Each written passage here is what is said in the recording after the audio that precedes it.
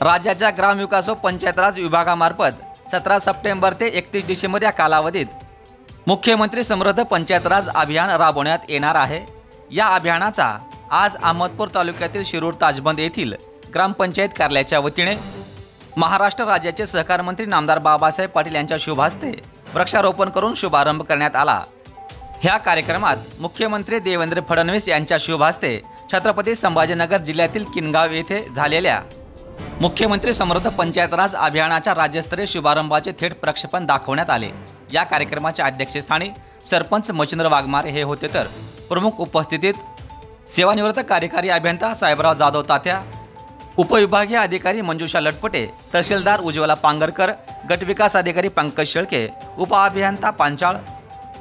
बाल प्रकल्प अधिकारी राजेश गजलवाड, तालुका आरोग्य अधिकारी डॉक्टर गणेश जाधव, गट शिक्षण अधिकारी बबनराव ढोकाडे, पोलीस निरीक्षक बीडी भुसनूर, पोलीस पाटील उत्तमराव वाघमारे, विस्तार अधिकारी रमाकांत पट्टेवाड, विस्तार अधिकारी धनंजय सोळे यांच्यासह आदींची उपस्थिती होती।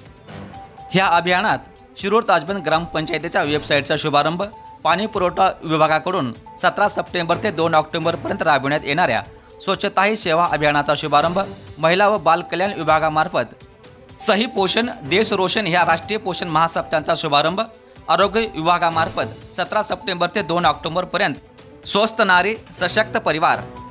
अभियानाचा शुभारंभ, तर महसूल विभागामार्फत 17 सप्टेंबर ते 2 ऑक्टोबरपर्यंत छत्रपती शिवाजी महाराज महास्वराज्य अभियानाअंतर्गत सेवा पंधरवड्याचा